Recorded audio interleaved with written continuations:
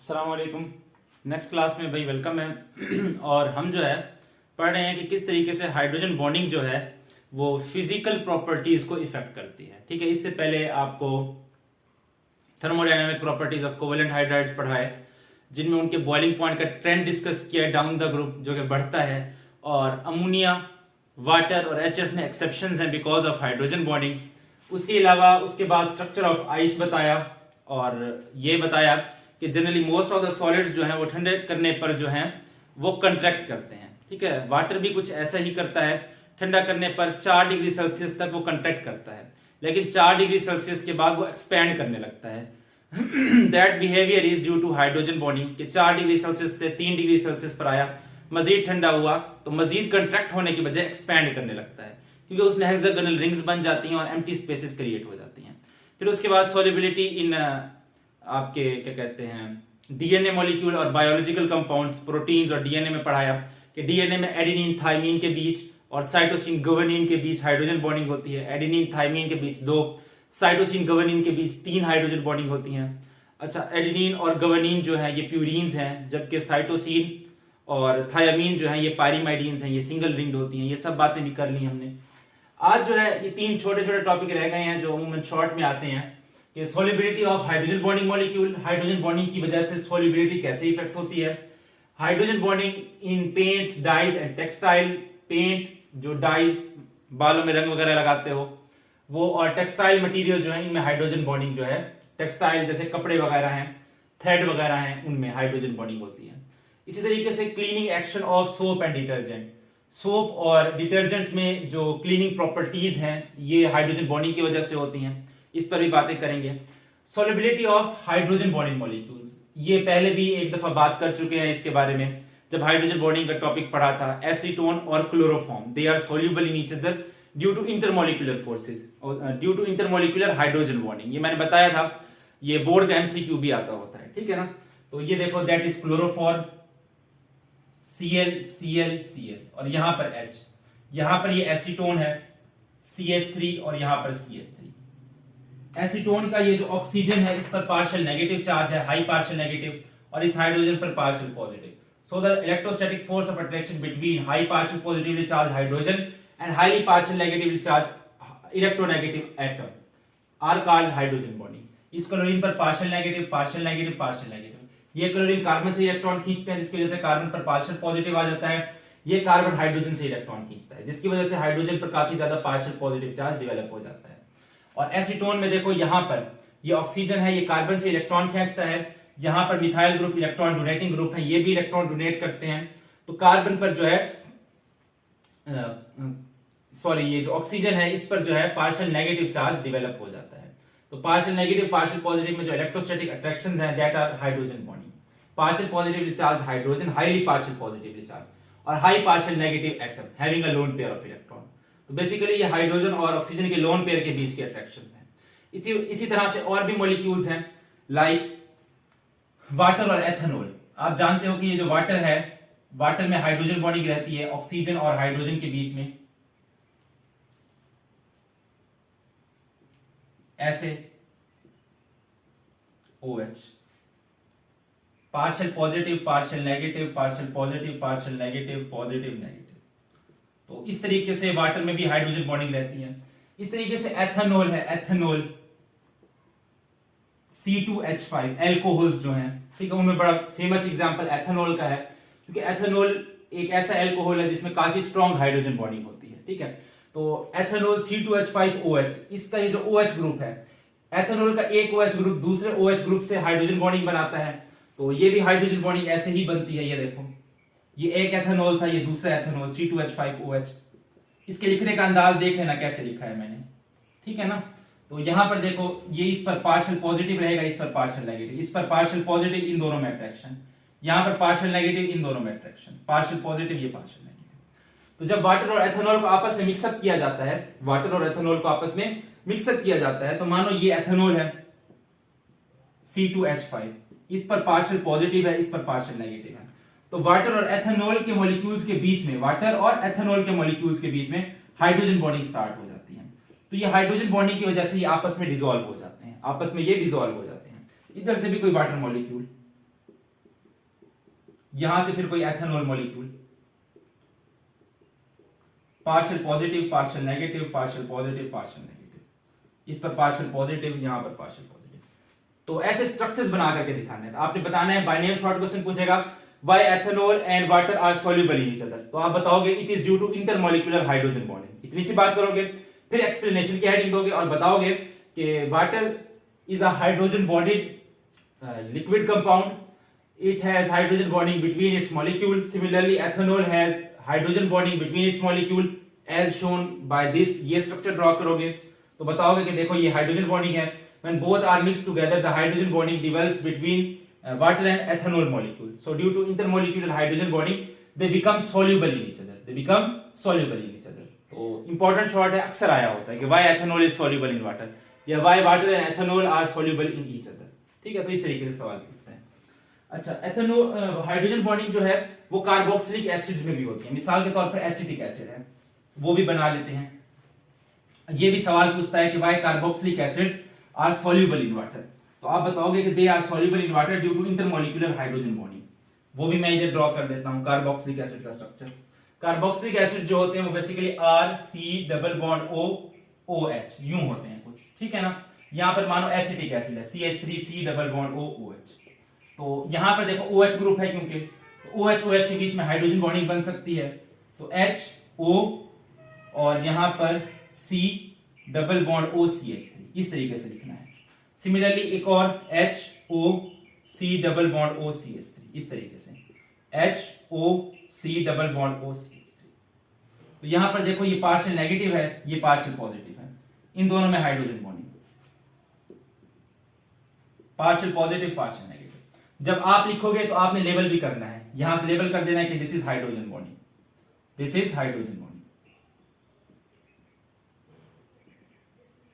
ये hydrogen bonding है। तो जब इन दोनों को आपस में मिक्सअप करोगे तो वाटर और एसिटिक एसिड के मॉलिक्यूल्स के बीच में या वाटर और कार्बोक्सिलिक एसिड के मॉलिक्यूल्स के बीच में जो है इंटरमॉलिक्यूलर हाइड्रोजन बॉन्डिंग डेवलप हो जाएगी। तो स्ट्रक्चर ड्रॉ करोगे, जो स्ट्रक्चर मैं ड्रॉ कर रहा हूं बुक में नहीं है ड्रॉ, ये लाजमी ड्रॉ करने हैं, नहीं ड्रॉ करोगे तो नंबर कटेगा इसका, ठीक है ना। तो ये देखो यहां पर वाटर आ गया HOH, यहां पर कार्बोक्सिलिक एसिड का मॉलिक्यूल आ गया CH3, यहां पर फिर HOH आ गया, यहां पर फिर कार्बोक्सिलिक एसिड आ गया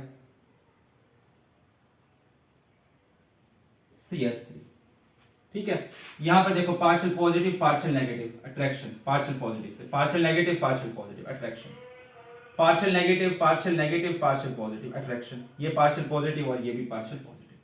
तो जब हाइड्रोजन बॉन्डिंग शो करना तो ये पार्शियल साइन लाजमी लगाना, ठीक है ना, वरना नहीं लगाओगे बच्चे भूल जाते हैं, तो नंबर कट जाते हैं, फिर कहते हैं कि स्ट्रक्चर ड्रॉ कर रहे थे नंबर फिर भी कट गया, पार्शियल साइन नहीं लगाते अक्सर, तो ये लाजमी याद से लगाने हैं। अच्छा, ये ध्यान करना है कि वही कार्बोक्सिलिक एसिड वाटर में डिसॉल्व हो पाएंगे जिनका ये जो पोर्शन है, ये वाला पोर्शन एल्काइल ग्रुप, ये R वाला पोर्शन ये छोटे साइज का होगा, मिथाइल इथाइल प्रोपाइल तक, जनरली मिथाइल इथाइल प्रोपाइल तक, ठीक है। यहां CH3 हो या C2H5 हो या C3H7 हो, ठीक है, छोटे ग्रुप हो, ज्यादा बड़े ना हो। जैसे मिसाल के तौर पर आपने भाग करके आपको पसंद आया, आपने C10H21 लगा दिया, इतना ग्रुप बड़ा ग्रुप अगर रहेगा ना तो फिर हाइड्रोजन बॉन्डिंग नहीं हो पाएगी। क्यों? क्योंकि ये जो अल्काइल ग्रुप होते हैं ना, ये इलेक्ट्रॉन डोनेटिंग ग्रुप होते हैं, ये इलेक्ट्रॉन डोनेट कर रहे होते हैं, ठीक है। और यहां पर ये जो सिचुएशन है ना, ये हाइड्रोजन के साथ तो ऑक्सीजन जो है इस हाइड्रोजन से इलेक्ट्रॉन खींच रहा होता है, जबकि यहां पर ये जो अल्काइल ग्रुप लगा हुआ है ना, ये इलेक्ट्रॉन डोनेटिंग ग्रुप है, ये यहां ऑक्सीजन को इलेक्ट्रॉन दे रहा होता है।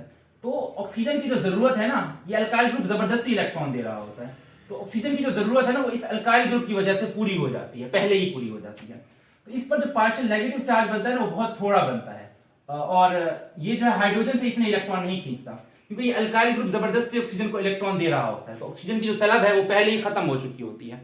तो जिसकी वजह से इस ऑक्सीजन की वजह से इस वाले हाइड्रोजन पर ज्यादा पार्शियल पॉजिटिव चार्ज जो है डेवलप नहीं हो पाता, उस सूरत में कि जब ये अल्काइल ग्रुप बड़ा होगा। छोटा होगा तो फिर नहीं, क्योंकि छोटा है तो कम इलेक्ट्रॉन डोनेट करेगा, बड़ा है तो ज्यादा इलेक्ट्रॉन डोनेट करेगा।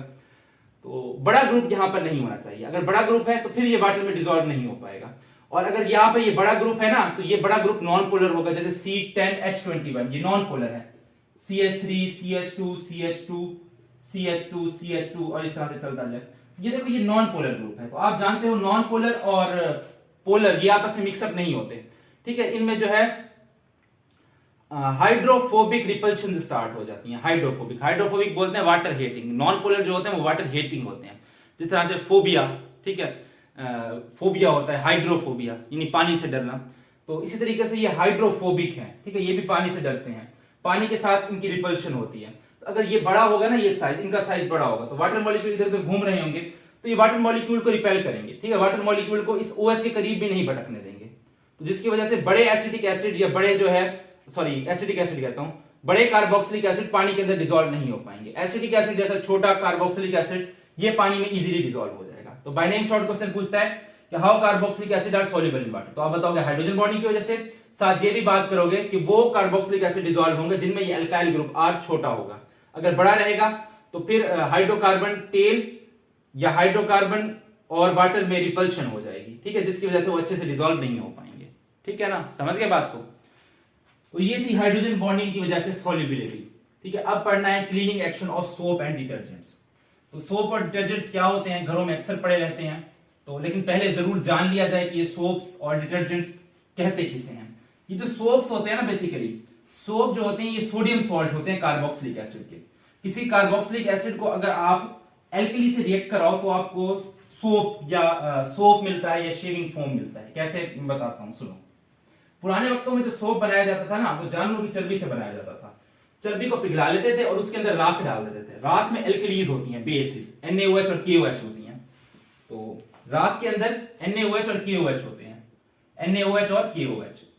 अच्छा, इसके अंदर चर्बी डालते थे पिघला करके। चर्बी के अंदर फैट्स होते हैं, फैटी एसिड होते हैं, और जो मेन फैटी एसिड होता है वो स्टीरिक एसिड होता है। स्टीरिक एसिड का C17H35COOH, इसका फार्मूला 10th में पढ़ा है, वो C17H35COOH ये पढ़ा है।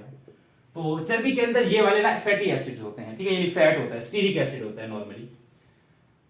तो ये एसिड है, ये बेस है, यहां से H निकलेगा, यहां से OH निकलेगा, तो ये आपस में रिएक्ट कर जाएंगे। C17H35COO K positive plus H2O, ये बन गया आपका शेविंग फोम, जिसे शेव करते हैं।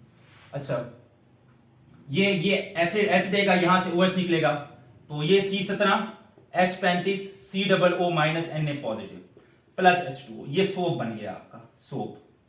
ठीक है, सारी कंपनीज तकरीबन इसी तरीके से सोप बनाती हैं। ठीक है, बस उसमें जो फ्रेग्रेंस का फर्क होता है, उसमें कोई एस्टर्स वगैरह डाल देते हैं जिससे फ्रूटी स्मेल आती है। ठीक है ना, कोई गुलाब वाला डाल दिया, कोई मैंगो वाला डाल दिया, कोई पीच वाला डाल दिया, कोई स्ट्रॉबेरी वाला डाल दिया, और कंपनी के बस टाइटल चेंज हो जाते हैं। सोप इसी तरीके से बनता है।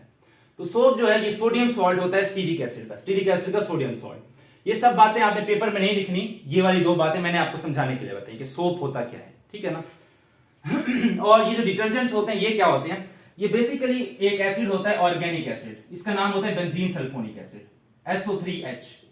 ये ठीक है, C6H5SO3H, ये बेंजीन सल्फोनिक एसिड।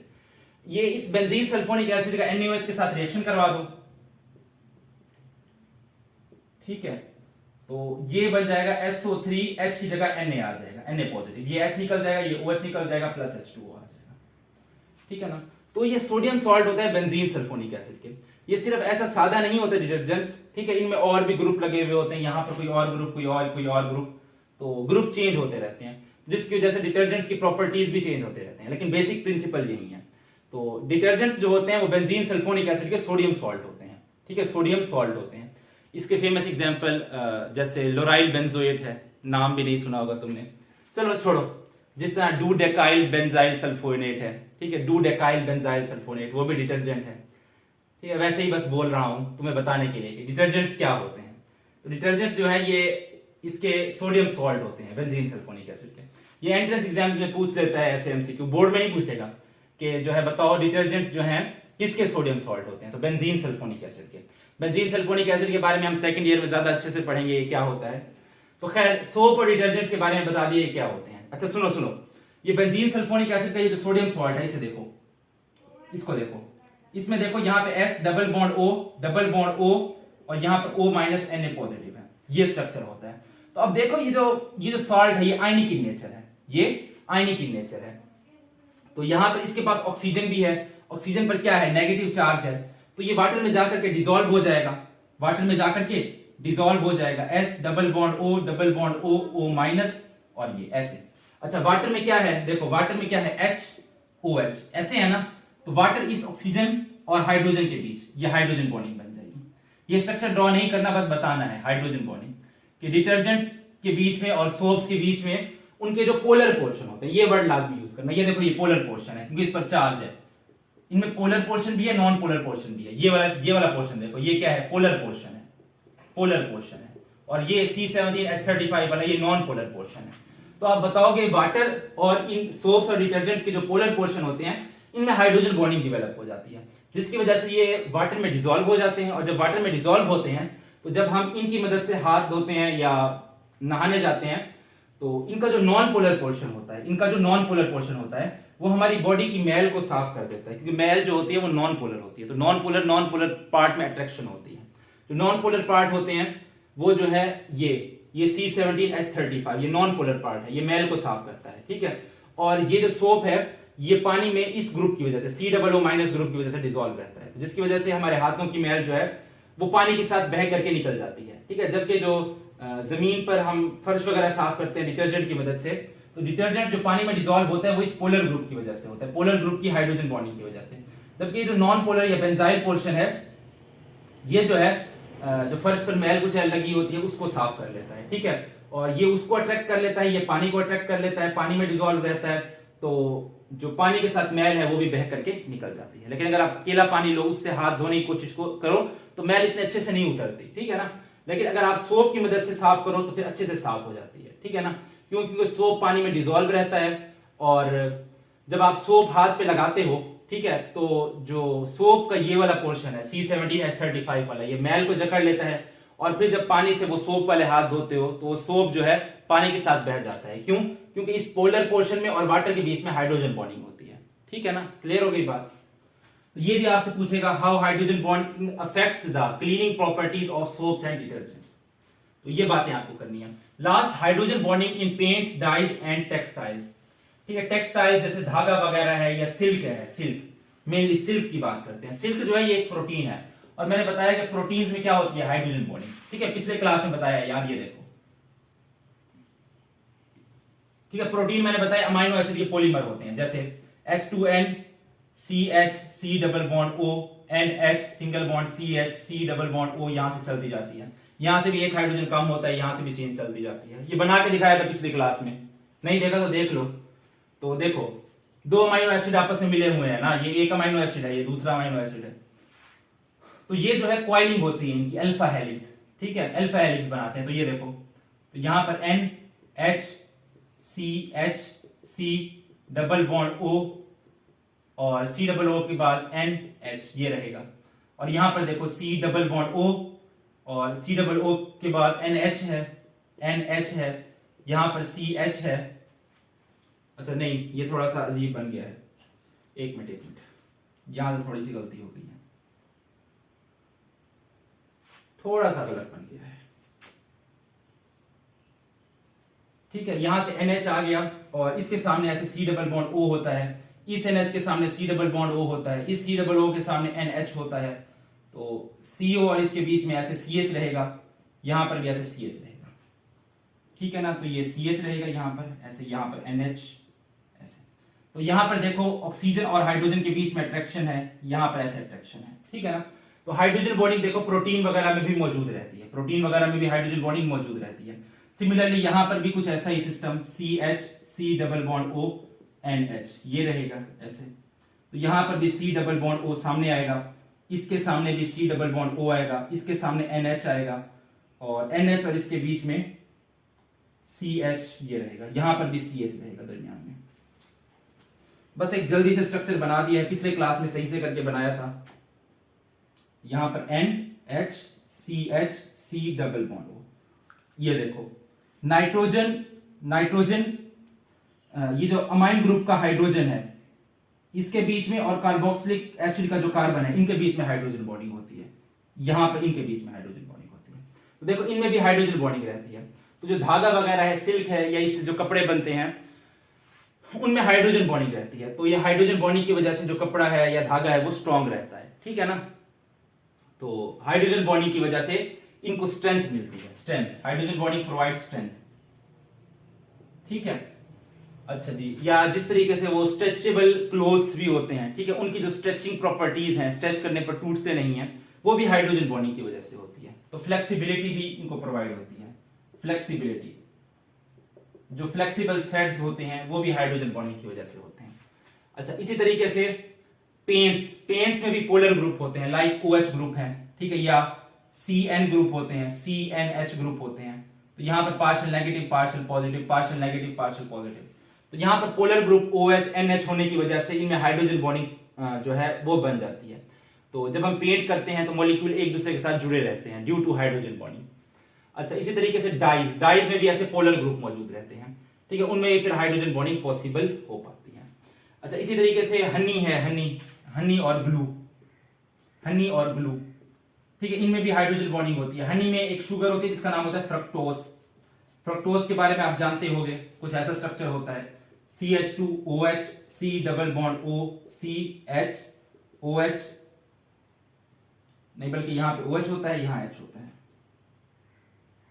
ठीक है, यहां पर C फिर H, OH, CHOH और यहां पर CH2OH। तो यहां पर देखो फ्रक्टोज में भी पोलर ग्रुप है, OH ग्रुप है, OH ग्रुप है, तो इसमें भी हाइड्रोजन बॉन्डिंग पॉसिबल होती है। मानो कोई दूसरा फ्रक्टोज यहां से सामने आया तो इसके ऑक्सीजन और यहां पे हाइड्रोजन के बीच में जो हाइड्रोजन बॉन्डिंग डेवलप हो जाएगी, ठीक है।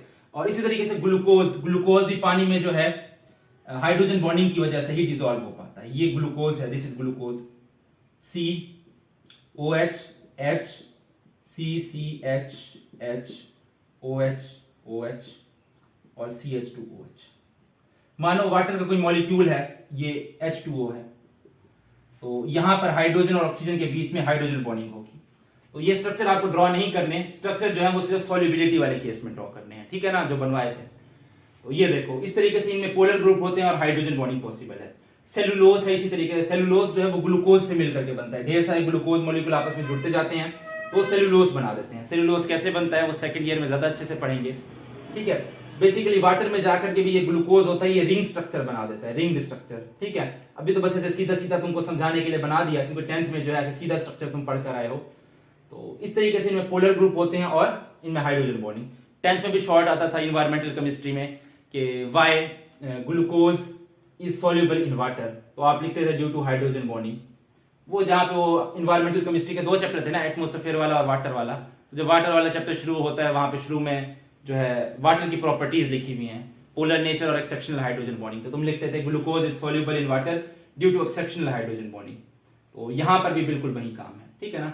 तो ये था कुछ छोटे छोटे टॉपिक जिनको डिटेल से पढ़ा दिया। अब इंशाल्लाह मुलाकात होगी अगले क्लास में विद न्यू टॉपिक, हमारा होगा इवेपोरेशन का। तब तक के लिए अल्लाह हाफिज।